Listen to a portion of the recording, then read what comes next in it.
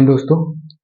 हमारा Indian polity चल रहा है, उसमें मैंने 1 से लेकर 4 तक जो अनुच्छेद हैं भाग 1 मैंने पढ़ा दिया है। ठीक है, आज मैं आपको केवल इतना पढ़ाऊंगा कि जो 552 देशी रियासतें थी उनको भारत में कैसे मिलाया गया। ठीक है, सबसे पहले हम बात करें हमारा भारत क्या था कि भारत हमारा अफगानिस्तान से लेकर बर्मा तक अखंड भारत था।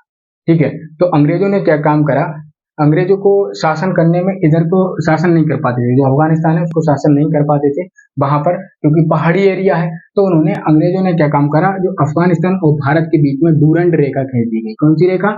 डूरंड रेखा। 1893 में भारत से अफगानिस्तान को अलग कर दिया। ठीक है, उसके बाद इन्होंने क्या काम करा कि बर्मा को भी 1935 में अलग कर दिया। बर्मा देश कहाँ पर है? तो इस समय म्यांमार है। ठीक है, उसका पुराना नाम क्या है? पुराना नाम बर्मा होता था, इस समय म्यांमार है। तो ये वाला जो क्षेत्र दिख रहा है ना, ये बर्मा है, और ये ऊपर वाला इस समय क्षेत्र है, ये तुम्हारा अफगानिस्तान है। ठीक है, तो इस तरीके से अंग्रेजों ने अलग कर दिया। अब हम बात करते हैं पाकिस्तान। पाकिस्तान का विभाजन 1947 ईस्वी को खींच दिया गया। रेड क्लिफ लाइन खींच दी गई भारत और पाकिस्तान के बीच में। पाकिस्तान का विभाजन 2 तरीके से कर दिया गया। जहां मुस्लिम ज्यादा क्षेत्र थे वहीं उसी क्षेत्र को हमने पाकिस्तान बना दिया। पाकिस्तान 2 तरीके से बना, एक पूर्वी पाकिस्तान, और इस समय जो बांग्लादेश है ना उसको पूर्वी पाकिस्तान बोलते थे, और जो इस समय पाकिस्तान है उसको पश्चिमी पाकिस्तान बोलते थे। ठीक है, तो इस तरीके से अंग्रेजों ने उसको 2 भागों में बांट दिया। इसके बाद क्या हुआ कि अब जो हमारा भारत बचता है, ठीक है, भारत बचता है, तो कुछ क्षेत्रों पर क्या था कि अंग्रेजों का शासन था, और कुछ क्षेत्रों पर जो राजा महाराजा होते थे उनका था। ठीक है, तो अंग्रेजों ने तो कह दिया कि भैया तुम चाहो तो भारत में रह सकते हो, चाहो तो अपना देश अलग बना सकते हो। जिन जिन क्षेत्रों पर अंग्रेजों का था उन क्षेत्रों से कहा। ठीक है, और जो 52 देशी रियासतें थी, मतलब राजाओं के क्षेत्र थे, वो मिलाना बड़ा मुश्किल था। ठीक है, तो इसको मिलाने के लिए 3 लोगों को सौंपा गया। कौन कौन थे? सबसे पहले थे तुम्हारे सरदार वल्लभ भाई पटेल को सौंपा गया, और दूसरे व्यक्ति थे यूपी यानी कि बीपी मैन। बीपी मैन कौन थे? तो उस समय के सचिव या आईएएस अधिकारी हुआ करते थे। ठीक है, और एक व्यक्ति और था तुम्हारा माउंटबेटन। ठीक है, इन तीनों को जिम्मेदारी सौंपी गई, जो तुम्हारी 552 देशी रियासतें हैं इनको कैसे करके एक यूनियन बनाओ। ठीक है, तो इस तरीके की जिम्मेदारी सौंपी गई। इसके बाद क्या हुआ कि सारे जो 552 होते हैं वो मिल जाते हैं, मगर 3 राज्य ऐसे होते हैं जो अलग ही, उनकी अलग डिमांड होती है। ठीक है, जैसे सबसे पहले आता है तुम्हारा हैदराबाद। हैदराबाद क्या कहता है कि हम भैया पाकिस्तान में रहेंगे, हम पाकिस्तान में रहेंगे। तो हैदराबाद इस समय की हम बात करें तो लोकेशन से भारत में कहां पर पड़ेगा? तो यहाँ पर हैदराबाद पड़ेगा। ठीक है, अब एक बात बताओ, इधर पाकिस्तान, इधर भी पाकिस्तान, इधर पूर्वी पाकिस्तान, इधर पश्चिमी पाकिस्तान, अब कहीं यहाँ पर भी पाकिस्तान होना चाहिए, तो बीच भारत में होना चाहिए पाकिस्तान। ठीक है, तो इस तरीके से उन्होंने कहा कि नहीं, इसको भी हमको मिलाना पड़ेगा भारत में। ठीक है, तो उन्होंने क्या काम करा, सरदार वल्लभ भाई पटेल ने पुलिस को यानी कि अपोलो ऑपरेशन रखा, और पुलिस को आर्मी की वर्दी पहन के भेज दिया, और उसको जैसे तैसे करके उन्होंने पोलो ऑपरेशन के तहत हैदराबाद को अपने भारत में मिला लिया। ठीक है, ये हैदराबाद बन गया। दूसरा था जूनागढ़। जूनागढ़ कहाँ पे पड़ता है तुम्हारा? जूनागढ़ जो तुम्हारा ये वाला हिस्सा है ना, ये वाला हिस्सा, वो जूनागढ़ यानी कि गुजरात के साइड में था। तो ये भी कहता था कि भैया हम पाकिस्तान में ही रहेंगे। ठीक है, तो इसमें क्या करा गया, जो यहाँ का राजा था वो मोहम्मदन था, और रहने वाले हिंदू थे। तो कहा गया कि जनमत संग्रहालय करा लेते हैं, अब जनता जिधर कहेगी उधर ही रहेंगे। तो जनता ने सपोर्ट करा और कहा कि भैया हम इंडिया में रहेंगे।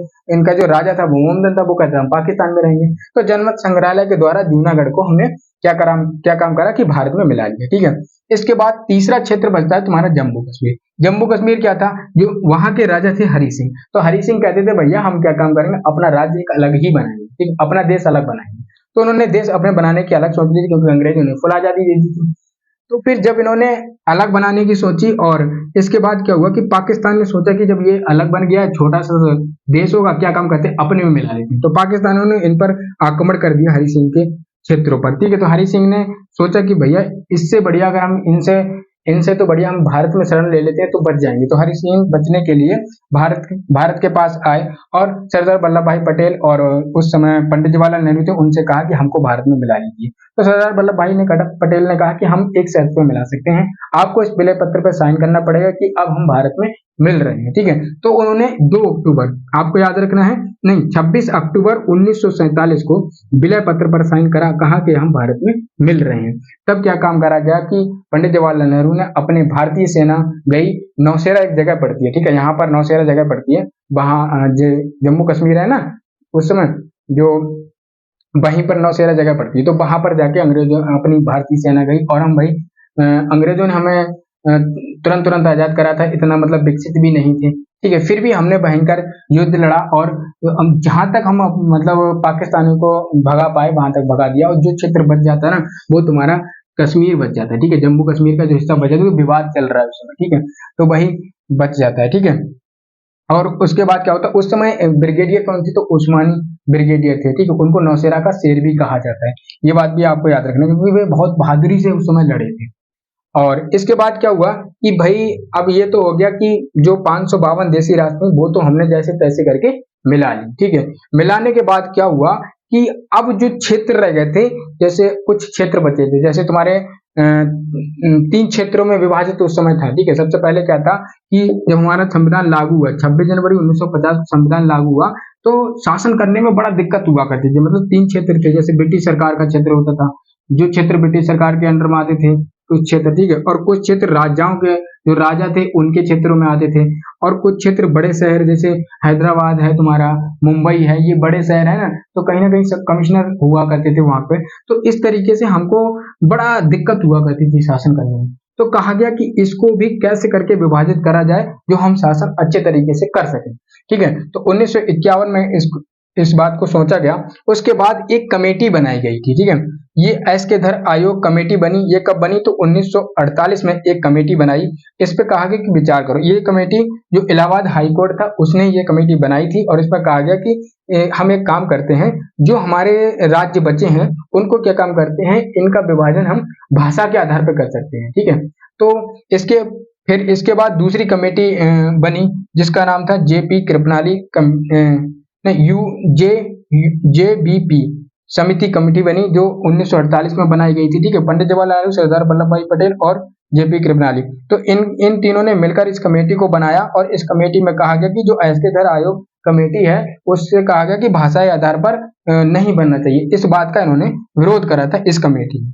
अब भैया इतना तो हो गया, उसके बाद क्या हुआ कि जैसे ही मतलब ये बात चल रही थी बंटवारे करने की, तब तक क्या हुआ कि आंध्र प्रदेश का एक व्यक्ति था जिसका नाम था पेटू श्री रामुल्ला था, ठीक है, रामतुल्ला था, तो ये व्यक्ति क्या काम कर रहा, इसने कहा कि हमारा जो तमिल है, तमिलनाडु है, उसको कहीं ना कहीं मद्रास है, मद्रास को अलग करा जाए, ठीक है, क्योंकि एक साइड इधर जो नीचे मद्रास उस समय ये वाला साइड था, ठीक है, ये हैदराबाद था, तो इस समय जो ये क्षेत्र है तो ये मद्रास हुआ करता था, तो इधर के जो तेलुगु बोलते थे, ठीक है, इधर के तेलुगु बोलते थे, इधर के तमिल बोलते थे, तो उन्होंने कहा भैया बड़ा दिक्कत होती है, तो एक काम करो, हमको आंध्र प्रदेश का बंटवारा चाहिए, हमको आंध्र प्रदेश चाहिए, ठीक है, तो ये क्या काम करा इसने कहा, ठीक है, पंडित जवाहरलाल नेहरू उस समय प्रधानमंत्री थे, उनसे कहा, तो इन्होंने उनकी बात सुनी नहीं, इसकी बात नहीं सुनी, तो ये क्या काम करा कि 56 दिन तक भूख हड़ताल पर बैठ गया, और 1952 में इसकी मृत्यु भी हो जाती है। जब इसकी मृत्यु हो जाती है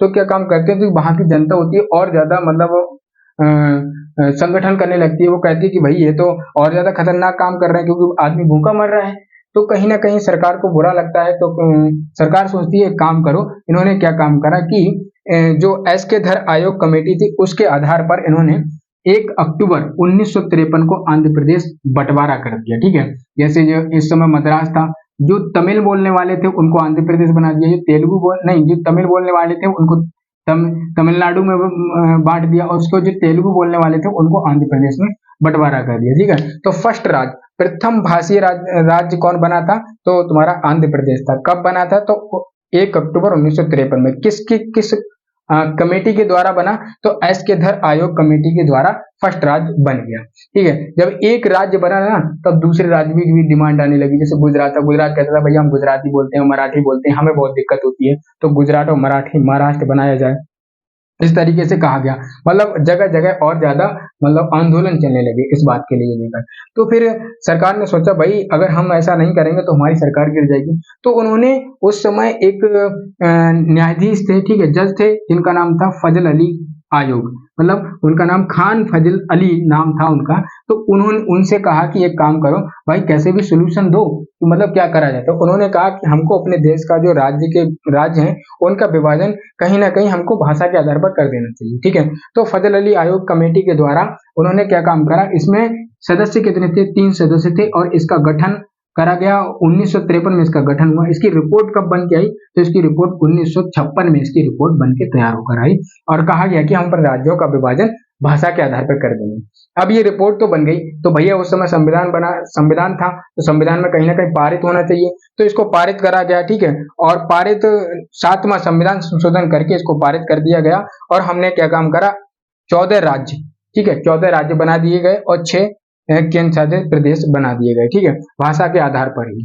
पर इस कमेटी ने एक बात, जो आयोग था इसने एक बात कही थी कि राज्यों का गठन भाषा के आधार पर तो हो जाएगा, परंतु जो राज्य है वो एक ही भाषा नहीं बोल सकते, मतलब अलग अलग भाषा भी वहां पे चल सकती है, ठीक है। तो इस बात को कहा गया और उसके बाद हमने 7वां संविधान संशोधन करके भारत में राज्यों का विभाजन 14 राज्य बना दिए गए भाषा के आधार पर और यूटी 6 केंद्र शासित प्रदेश बना दिए गए, ठीक है। इस तरीके से हमने भारत का विभाजन कर दिया, ठीक है। पंजाब को भी फिर आगे चलकर पेप्सू नाम था, ठीक है, तो उसको भी बंटवारा कर दिया, ठीक है। तो ये रहा तुम्हारा 552 देशी रियासतों के बारे में। बाकी मैं नेक्स्ट वीडियो में पढ़ाऊंगा, तब तक के लिए इतना ही।